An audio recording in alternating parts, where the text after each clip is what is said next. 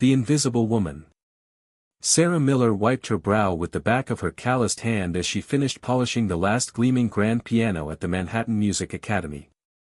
The early morning sunlight streamed through tall windows, casting golden rectangles across the polished wooden floor. At 38, her once soft hands now bore the marks of years spent cleaning these hallowed halls. "All done for today, Mrs. Henderson," she called to the elderly receptionist who guarded the entrance with fierce loyalty. "Thank you, dear. Don't forget they're setting up for the Steinberg competition tonight.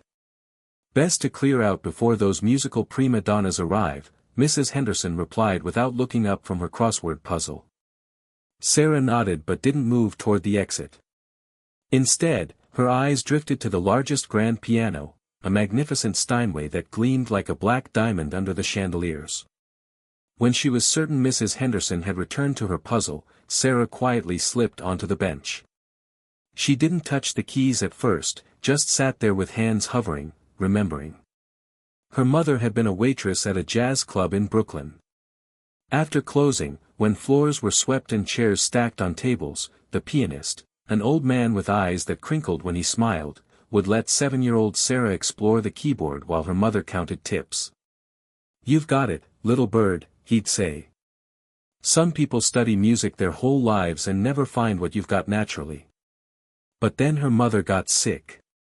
Bills piled up. The piano lessons that kind strangers had arranged fell away. Life became about surviving, not dreaming. Sarah placed her fingers on the cool keys, careful not to press down. She'd been doing this for years, cleaning instruments she never played, polishing wood that vibrated with music she never made. "I didn't know the janitors played." Sarah jumped, nearly toppling the bench. A young man with kind eyes and a security guard's uniform stood in the doorway. "I don't. I was just..." Sarah fumbled for words, embarrassed. "Hey, no judgment here." He raised his hands in surrender. "I'm Miguel, new security." "Sarah." She stood quickly, smoothing her uniform. "I should go." "You don't have to." Miguel nodded toward the piano. "Play something." Sarah shook her head. "I don't really play." Miguel's eyebrow arched skeptically. "Your hands say different." Sarah glanced down at her fingers, still curved as if ready to press invisible keys. "I never had lessons." "Not really." She gathered her cleaning supplies. "Besides, instruments like these aren't for people like me." Miguel tilted his head. "And what kind of people are you?" The question hung in the air, simple yet piercing. Sarah had no answer that didn't sound like defeat. "The wild card." "Did you know," Miguel said, breaking the silence, "that the Steinberg competition this weekend has a wild card spot? One slot for an unknown player. They're doing auditions tomorrow morning." Sarah laughed, the sound echoing in the empty hall. "Right. And I'll just walk in there in my cleaning uniform and ask to play against people who've been training since birth?" "Why not?" Miguel's voice was soft but serious. "What's the worst that could happen? Humiliation. Ridicule. Confirmation of everything I've told myself for 20 years. Or," Miguel countered, "the opposite." As Sarah walked home to her small apartment in Queens that evening, Miguel's words followed her like a persistent melody.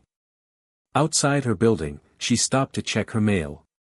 Among the bills and flyers was a glossy pamphlet that must have been mixed in by mistake, an advertisement for the Steinberg competition featuring photographs of previous winners.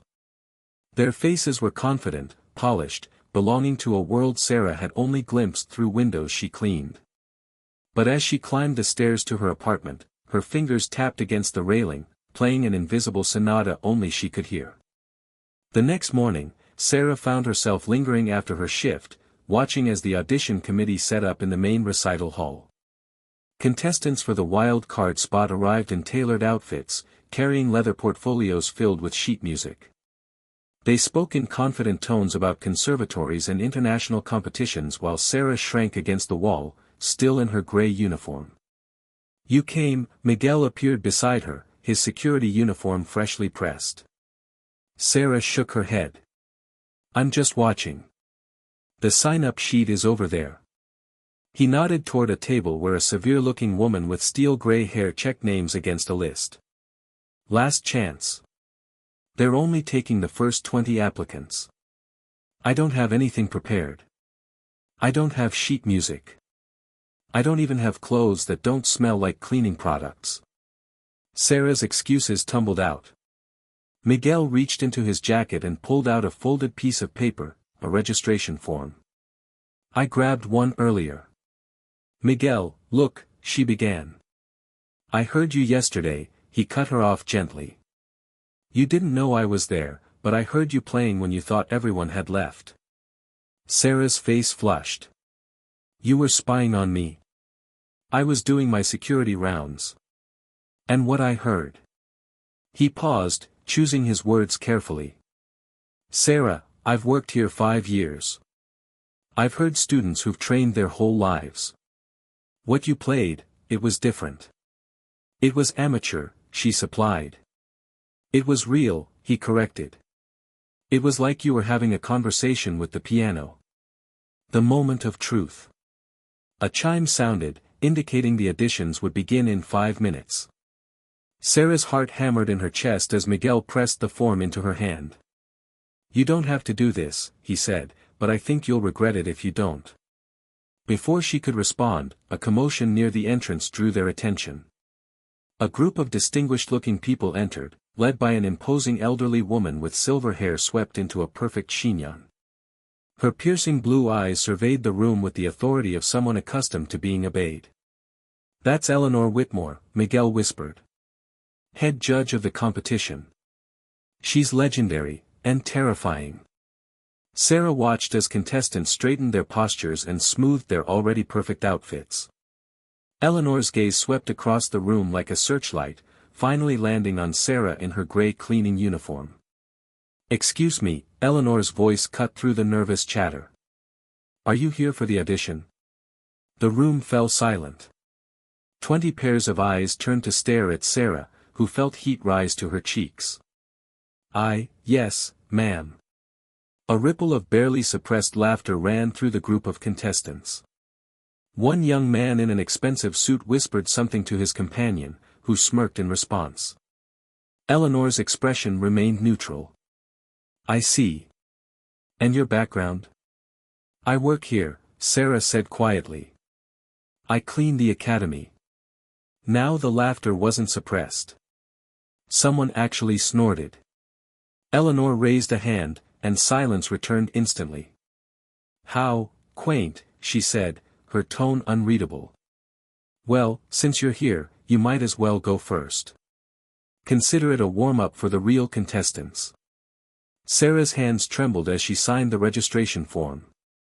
Miguel squeezed her shoulder encouragingly before stepping back with the other observers. The recital hall filled with important-looking judges, academy staff, and the other audition candidates. Sarah approached the grand piano, the same Steinway she'd sat at countless times but never dared to play. "Whenever you're ready," Eleanor announced from the judges' table, her voice carrying a hint of amused condescension. Sarah sat on the bench, her cleaning uniform a stark contrast to the elegant surroundings. Her hands hovered over the keys, and for a moment, the only sound was the ticking of the ornate clock on the wall. Then she began to play. The music speaks. The first notes that flowed from Sarah's fingers weren't from any classical piece the judges expected. Instead, she played a hauntingly beautiful melody that seemed to emerge from somewhere deep within her soul, a composition born from years of silent longing, of watching others live the dream she'd buried. The snickering stopped. Her fingers moved across the keys with surprising grace, calluses forgotten as muscle memory took over. This was the music she'd played in her head during countless hours of cleaning, the melodies she'd hummed while polishing these very keys. It was raw, unpolished by academic standards, but it possessed something that years of formal training couldn't teach, genuine emotion. The piece began softly, like a whispered confession, then built to a crescendo that spoke of dreams deferred but not destroyed. Her left hand provided a steady, soulful bass while her right hand danced through melodies that seemed to tell the story of every person who'd ever been overlooked, underestimated, or told they weren't good enough. Eleanor Whitmore sat forward in her chair, her stern expression replaced by one of growing amazement. The other judges exchanged glances, their pens forgotten as they found themselves completely absorbed in the unexpected performance. When Sarah transitioned into a classical piece, Chopin's Nocturne in E-flat major, the room collectively held its breath. Her interpretation was unconventional, shaped by emotion rather than rigid technique, but it was undeniably powerful. She played it as if she understood heartbreak, as if the music was her native language. The contestant who had laughed earlier now sat with his mouth slightly open, his confidence visibly shaken. The others watched in stunned silence as this cleaning woman in a gray uniform transformed before their eyes into something magnificent. Sarah's fingers found their way to her finale, a return to her original melody, but this time stronger, more confident. It was the sound of someone finally finding their voice after years of silence. As the last note hung in the air, the auditorium remained completely still. Sarah slowly lifted her hands from the keys, her heart pounding so loudly she was sure everyone could hear it. The silence stretched on, becoming almost unbearable.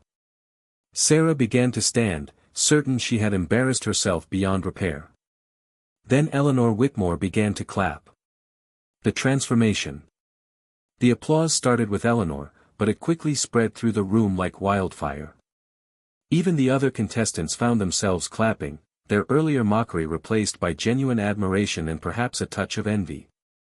Extraordinary, Eleanor said, rising from her seat. In 40 years of judging competitions, I have rarely heard such authenticity. Sarah stood frozen beside the piano, unable to process what was happening. The judges were nodding to each other, making notes, whispering in urgent tones. Miss Miller, Eleanor continued, you have no formal training? No, ma'am. Just what I taught myself.